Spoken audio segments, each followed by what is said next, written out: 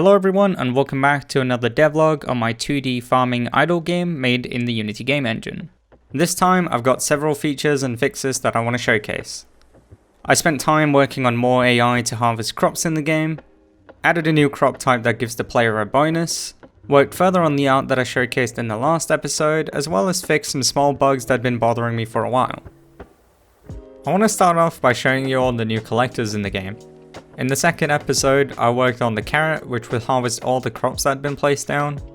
Now I've gone ahead and limited that so that the collector can only harvest its own crop type. So for instance, the carrot can now only harvest carrots. I then opened ASE Sprite and started working on all the new collectors. This did not go to plan. I mean, look at this. Would you know that this was a potato and not a cookie if I hadn't told you? Thankfully, my friend Kelrin decided to save the day by helping me out. I'm still just a programmer and very new to all art related things, so it's super nice to have someone who's able to help whenever I make stuff like that cookie, potato, mutant thingy. With Kelrin's help, a day later, all of the collectors been added to the game. We've got the potato, the carrot, an onion, a tomato, my personal favorite, the eggplant. It walks super sassy and I just love it. We've got grapes, a work in progress cauliflower, and the corn. I'm really happy with how all of them turned out, except the cauliflower, and I hope that you like them as much as I do. I'd love some feedback, as a lot of the times it's super easy to miss something really obvious. I'll prove that later in this video. But yeah, I really love them, and it just makes the world feel so much more alive having so many different things. Next up on the list is the new crop type.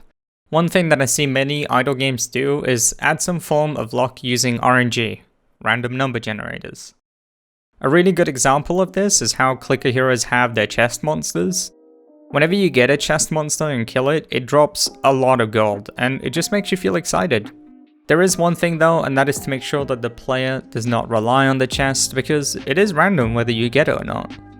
Whenever I play an idle game though, those small little RNG based things just make the game a little bit more interesting, and that's something that I want to take inspiration from. I decided to add a new crop type, the golden crop.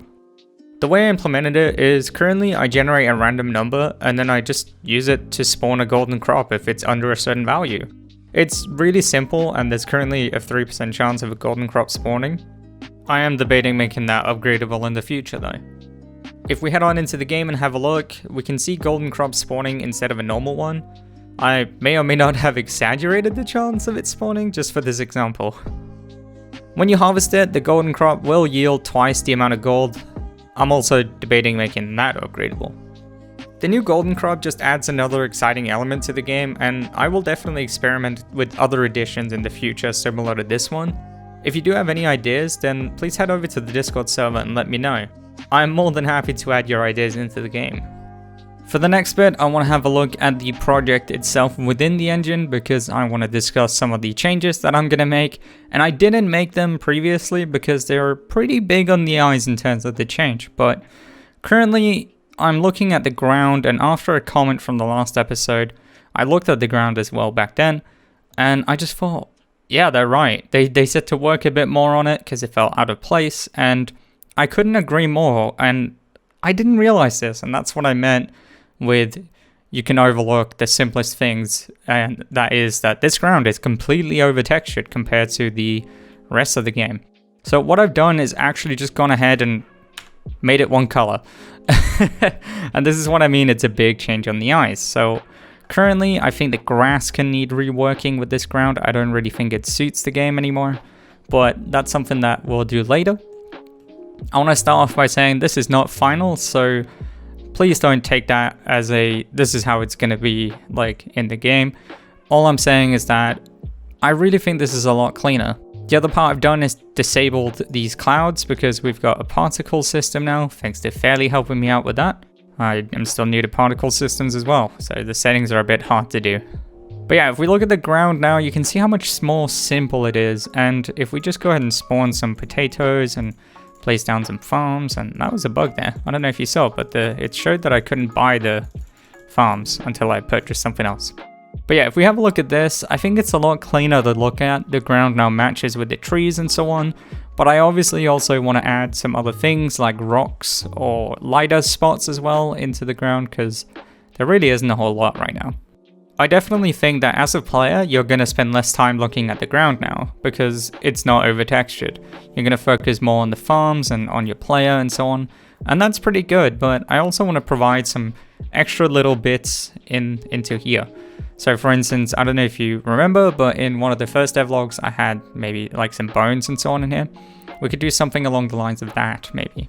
Other than that, we've got the clouds moving from right to left, and I think it's a lot nicer to look at than it was before. As said, Fairly helped me out because I just couldn't get the settings to work. Like, I suck at particles, and that's why I haven't worked on any yet. Finally, I just want to mention that in the last devlog, some people mentioned that they didn't like how crops just kind of poof up out of nothing. Like, there's nothing to indicate that they're growing. Now, they suggested growth stages, and I'm not really sure, because right now growth stages actually exist. Like, they're there in the code. Like, a crop has to be updated 3 times in order to grow, so we technically have 3 growth stages. I don't know if I want to use that, or if I just want to make some particle whenever they appear. Let me know which one you think is better. I personally think either of them could look fine, but I think that the other option with the particles is going to save me a lot of time art-wise, because I don't have to make like 3 different plants per crop. I'll make 3 different crops if you guys think it's going to look better. Let me know. But yeah, I know that the ground is a huge change, but trust me, once you've looked at it for a bit, it really feels a lot nicer than the other one did. I've been staring at the other one since I made this project, so for me this is a massive change, but I just hope that you guys think it's for the better as well. Everyone knows that fixing bugs is the most exciting thing in game dev, hence it being a last in this video. Jokes aside, I've actually gone ahead and fixed some smaller issues that the game had. The first one is the UI from the last episode, where whenever you bought farms and so on, the UI would just overflow and you couldn't actually click anything. I've gone ahead and introduced different pages that will automatically update whenever I add new farms or collectors into the game. It's so much easier to manage and works as a good temporary solution until I go ahead and actually design the proper UI for the game. I just don't really know what it's going to look like fully, so this is a nice temporary implementation of it. I've also finally managed to fix a bug that I showed at the beginning of this video, where the player could jump into the world collider and just get stuck there. This fix was actually really simple. Unity has a script that's called platform effector 2D, and you can just apply that to a game object, take a button on a collider, and then you're good to go. You'll no longer be stuck to it. I know that this devlog has been a bit different. I've mainly been showing the finished stuff instead of how I got there and how I developed it, and I plan on just recording more of the early footage for the next one. Other than that, I think that is going to be it for this video, so I hope that you did enjoy it. Make sure to join the Discord and give me suggestions, and once again, thank you to my one and only, the very best Patreon. If you want to, you can support me down there on my Patreon. But yeah, see you in the next video.